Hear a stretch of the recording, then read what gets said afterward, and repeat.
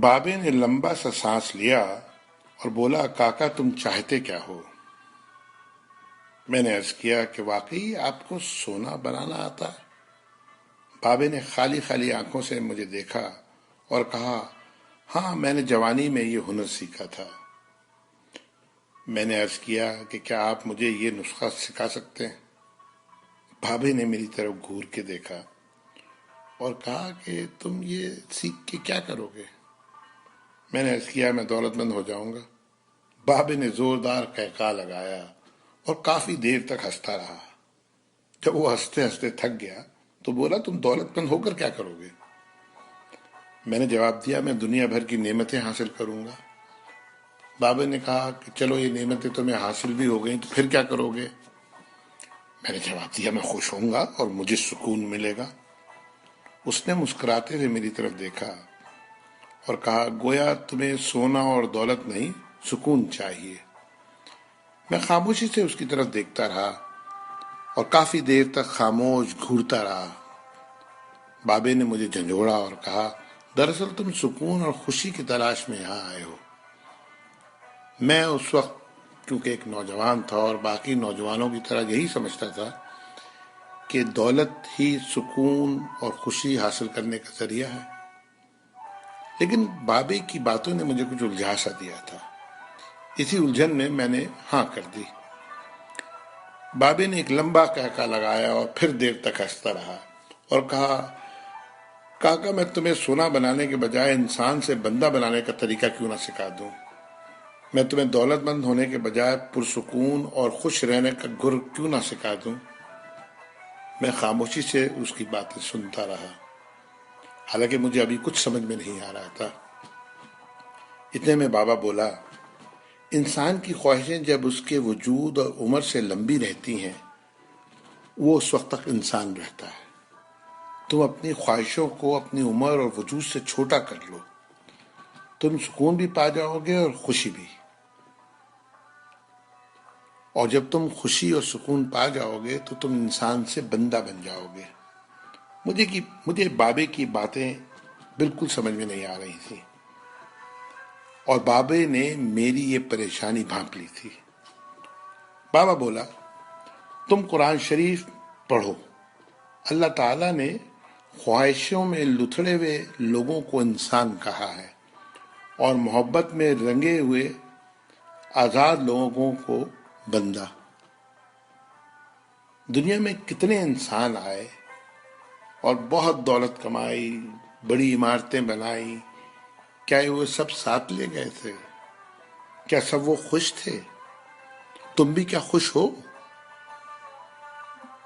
پھر بابا خود ہی بولا، نہیں، جب تک تم تانبے سے سونا بنانے کے چکر میں اور خپ میں مبتلا رہو گے اس وقت تک خوشی سے دور بھاگتے رہو گے اور بھٹکتے رہو گے۔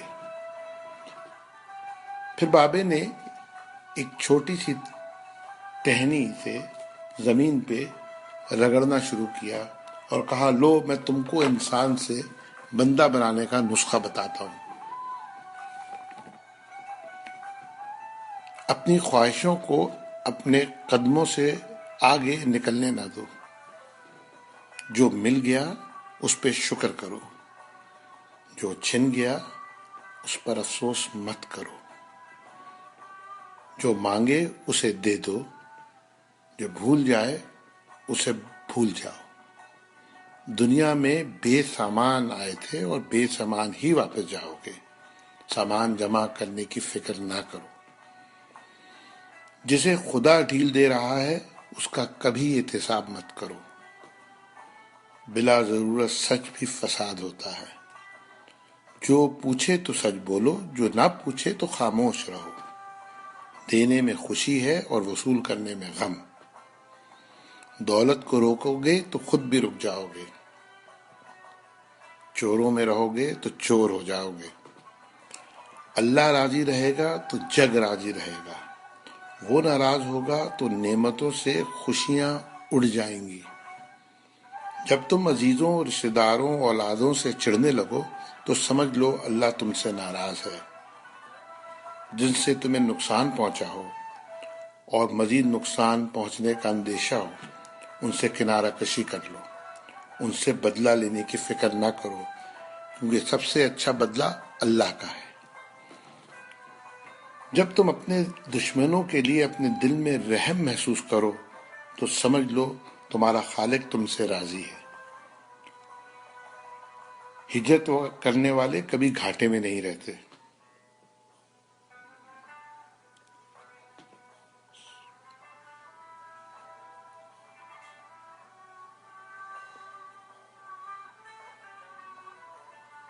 بابے نے پھر میرے کندھے پہ ہاتھ رکھا اور کہا جاؤ، بس ایک چیز کا دھیان رکھنا، کبھی کسی کو خود سے نہیں چھوڑنا، دوسروں کو فیصلہ کرنے کا موقع دینا، یہ اللہ کی سنت ہے۔ اس نے کبھی اپنی مخلوق کو تنہا نہیں چھوڑا، مخلوق اللہ کو چھوڑتی ہے۔ اور دھیان رکھنا، جو جا رہا ہو اسے جانے دینا، جو واپس آ رہا ہو اس کے لیے اپنا دروازہ کبھی بند نہ کرنا، یہ بھی اللہ کی عادت ہے۔ وہ واپس آنے والوں کے لیے اپنا دروازہ ہمیشہ کھلا رکھتا ہے۔ تم یہ کرتے رہنا، تمہارے دروازے پہ ہمیشہ میلہ لگا رہے گا۔ یہ اقتباس ہے جس کے مصنف سے میں بالکل نابلد ہوں، لیکن اس کا عنوان تھا کیمیا گر۔ اللہ تعالی ہم سب کو انسان کے بجائے بندہ بنا دے، آمین۔